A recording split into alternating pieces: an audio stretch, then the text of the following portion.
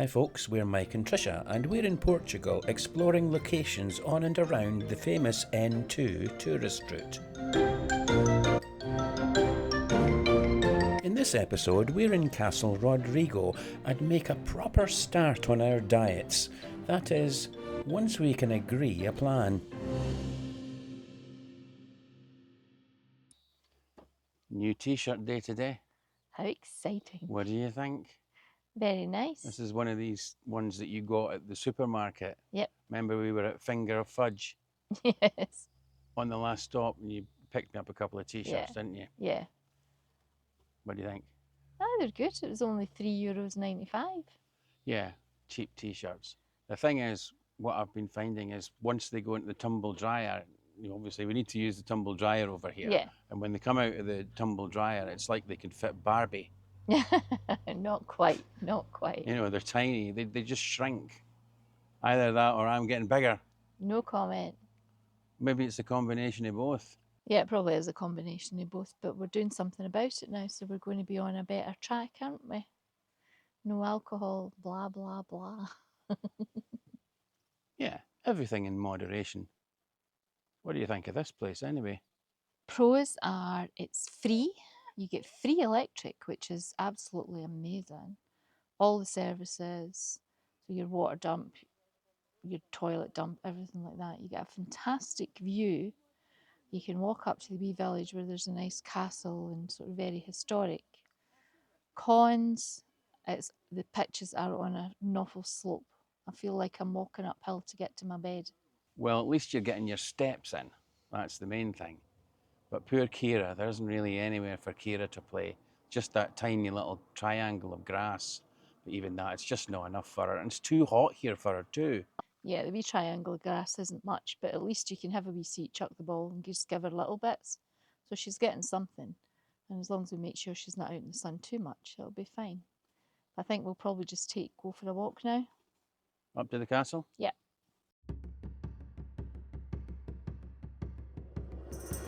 We're parked up at Castle Rodrego in Portugal's district of Guarda.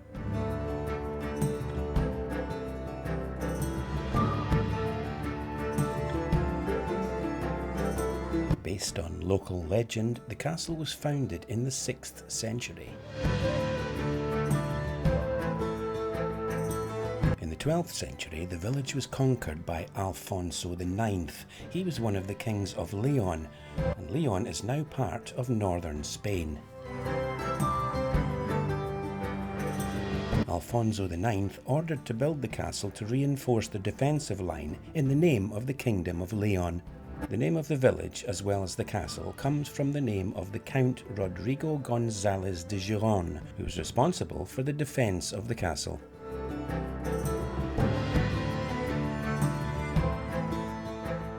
The castle was incorporated into the Kingdom of Portugal through the Treaty of Alcañices in 1297.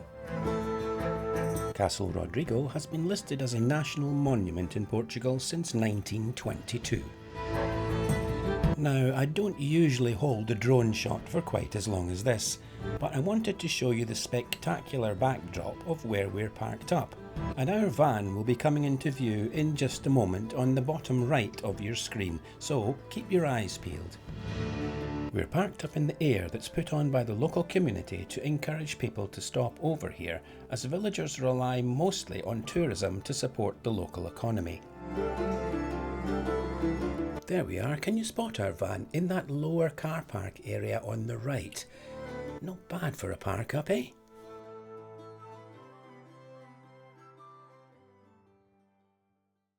Have you seen these stairs? They're made of metal. Yeah, so there. They might be hot in her paws. And we can check them. Well, not too bad. She seems to be okay. You can charge your electric bike here. It's really good, the facilities they're putting on. It makes me want to get a bike. A bike repair station, hook your bike up. Some tools. That's really good, isn't it? The facilities they're putting on. Air. Water. There's no water though. Must be quite new. There's the castle walls. First view of these. Is that the loos? This is a bus shelter, but look, beautiful view from it. Just a shame it's perspex and not glass. It's really dirty. It looks like you're stepping back into time.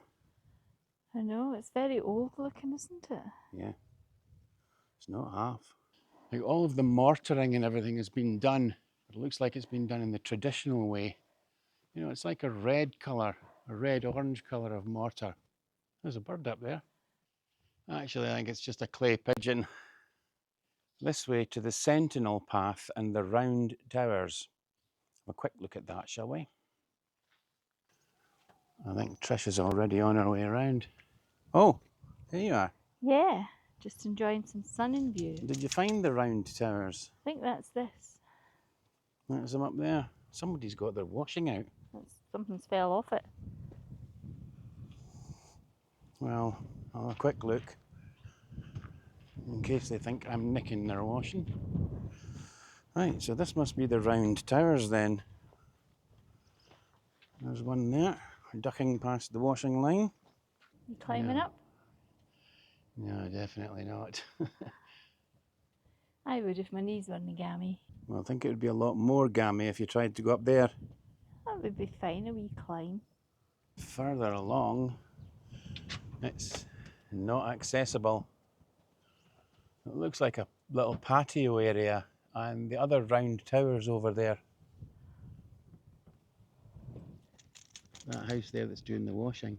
Could you imagine living there, having that view? That would be fantastic. I'd want a big glass window put up. There's the van down there, look. Oh yeah. Right, back up the street. The main street. This must be the high street. The inscriptions above the window here are from 1508, so they're medieval. No idea what it says. I'll tell you what it says, Mike. It says 1508. We're spotting some other medieval features on the buildings. Just a bit of detail here and there. And then other things that aren't quite so medieval. What's that you found? So you know the thing, I think it's Italy or something like that. It's a big face, and if you put your hand in and tell a lie, it eats your hand. Ah! I think it just looks like a giant donut. The path that we're actually walking along, this row of slabs, there's actually a water course under there. That's the drainage system for this place. You can actually hear the water. The camera will not pick it up, but there is a trickle coming from under my feet. And this street with all that paving is the Rue de Cadia. And Cadia actually means jail. And lo and behold, here it is. It was last used in 1836, but you can still see the holes where the bars would have been holding the prisoners in. Is it open? No. That's a shame. There's the holes there. Yeah. That looks like an old building there.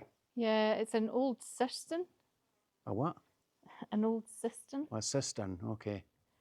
And apparently it's 13 metres deep. Okay. Which is like unbelievable. Is there water in it? Just looks like green sludge. Have a look. You found a new house, have you? Number 8. Number 8. They must have been tiny. I'm not saying you're tiny. I'm tiny. But they must have actually been tiny. Look at the one next door, that's even smaller. Oh yeah, like that wouldn't do me at all. No. If I was being Goldilocks, I'd go for this one. Oh, okay. What do you think? How many times would I bump my head going in there? No chance. What I'm loving about this place is they've got little signs up all over the place telling you about the different buildings. And this sign says this is where the Jewish community lived along here. So the synagogue back there, which became the cistern, and this is where the Jewish community used to stay. Well, nature has reclaimed that one. A secret garden, is it? Kind of. That's what it looks like, just out of the book in the movie. You have a look. Yeah, it looks like a secret garden to me. Let's have a look. Ooh. I suppose that is what it was like in the book when they first discovered it. I don't think I would like to take it on. That's a great view of the castle from here, isn't it? That's maybe the keep, the stronghold at the top. I'll nip up and have a wee look, shall I? Just from this side, if you want to have a wee seat there, rest your knee up. Yeah, I'll have a wee seat here with Kira and wait for you. I think we can get into this keep as well, but it'll be nice to get a view from this side. What's left of the castle's defensive walls is still impressive, considering they've been here for 700 years. These openings are for artillery, but the ground must have been lower back then, unless they were aiming for your knees. I head down for a look at the main parish church of Rocamadour. First mentioned in 1209, it preserves important sacred works inside.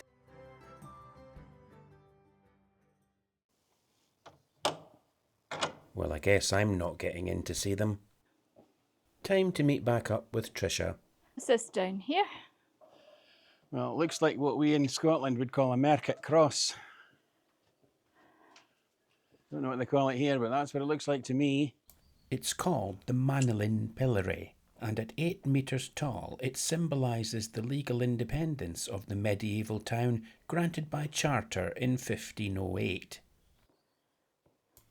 Back then, this was the town hall. I go for a look inside, but really all there is some stone lying around from collapsed walls. There's no sign to say what this was. I'm curious about this large structure here. No idea what that would have been. I'm out of puff now. Hope we're nearly there. And we are nearly there, the visitor centre for the castle, where we receive a friendly welcome and pay the ticket price to get in, the princely sum of €1 each. For just €1, you can enter the Cristovao de Moura Palace.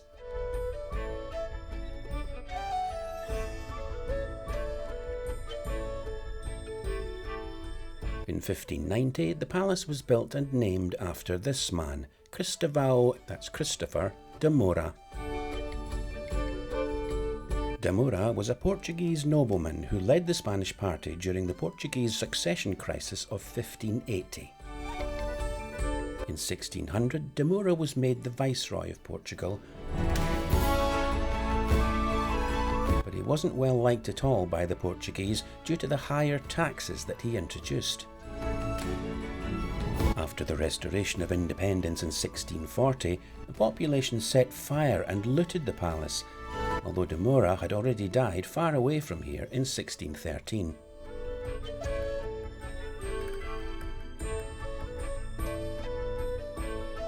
What's left is the legacy of a turbulent period of Portugal's history, with commanding views of the land and villages around.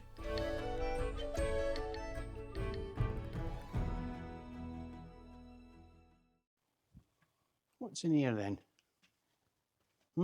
What's in here? The Great Hall. Oh, the Great Hall.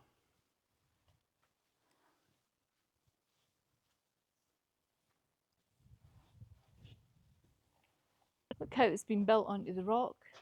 I wouldn't like to be laying those bricks the way up there. No, you're right. I guess the stonemasons knew what they were doing. There's a well over here. I think it's been filled in. Here's an interesting little door.